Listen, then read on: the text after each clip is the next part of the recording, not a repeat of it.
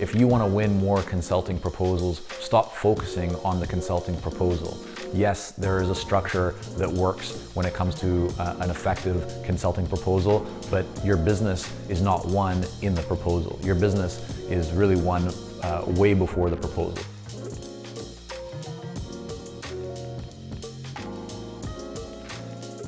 This may rub some people the wrong way, but it's a truth and it's really important. If you want to win more consulting proposals, stop focusing on the consulting proposal.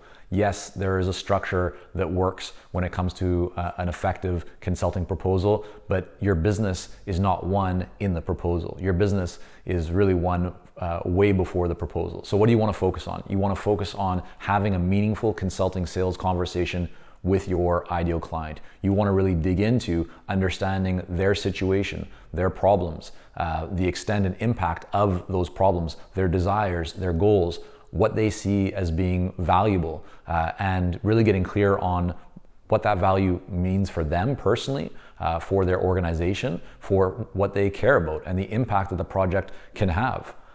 That's what you want to be focusing on way before you even think about a proposal. One thing that I see consultants unfortunately do wrong quite often is that they spend too much time trying to use the proposal as the way to win the business, right? They think that they need to convince and persuade somebody in the proposal. Well, that's the wrong place to do it, because your proposal should really have very little new information. If you're introducing all new ideas and lots of new kind of insights and strategies or tactics that your ideal client, the buyer, doesn't know about, well, what's going to happen? The first thing is they're going to look at it and they're going to have a whole bunch of questions for you, right? There's nothing wrong with questions, but if you want a proposal that moves business forward quickly, then don't create new questions that your ideal client, that buyer, has in the proposal, right? You want them to look at the proposal and go, okay, here's what we talked about. Here's some, this all lines up. I see the value here, and sign it and pay you and move forward. Well, the way that you do that is that you don't and should not create new ideas that they need now to consider or think about. Don't try and sell in your proposal. You want to sell, you want to communicate value before the proposal, so that the proposal is really just the simple kind of final step to ensure that you are both on the same page. There's no kind of new information, nothing misunderstood, but that the table to move forward, the plan to move forward is agreed by both parties. It's to formalize, right, the kind of the consent and the acceptance that both of you are playing from the same place, and that you're on the same team, and that you know what needs to happen. Of course, your proposal should focus on some best practices or include some best practices, sections like what is the return on investment, what is the value, what is the role, the responsibilities, what is the real problem, the real reason, the real goal for even beginning this engagement. Right? There's lots of sections like that. If you want a template or more information on what a successful consulting proposal looks like, go to consultingsuccess.com. We have a whole template there for you, and you can go through in detail. But really why I wanted to make this video here today is to share with you that if you're thinking that you're going to win business from your proposal, think again.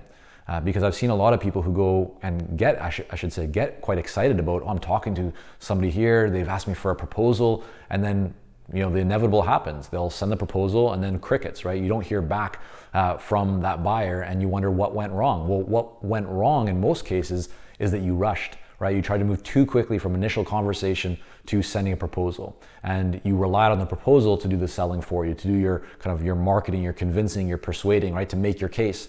That's the wrong place for that to happen. You want to engage in a meaningful consulting sales conversation with the buyer before you send a proposal. You want to make sure that you're on the same page, that you've kind of dug deep into the value and what happens if they don't move forward, and really what's at stake, what's on the table before you move to a proposal. And you should only move to a proposal when the buyer has signaled to you, and in fact told you very directly that yes, everything you've talked about makes sense, they're interested in moving to that next step, and you then use a proposal to lay out what are the options, what does the investment look like, but the contents of the engagement and what the issue is and the value, that should be conveyed in a conversation with the buyer. So slow down, focus on a conversation. Even if you have to go back to the buyer and have another conversation before sending the proposal, that'll typically result in a much higher rate of acceptance and success for you.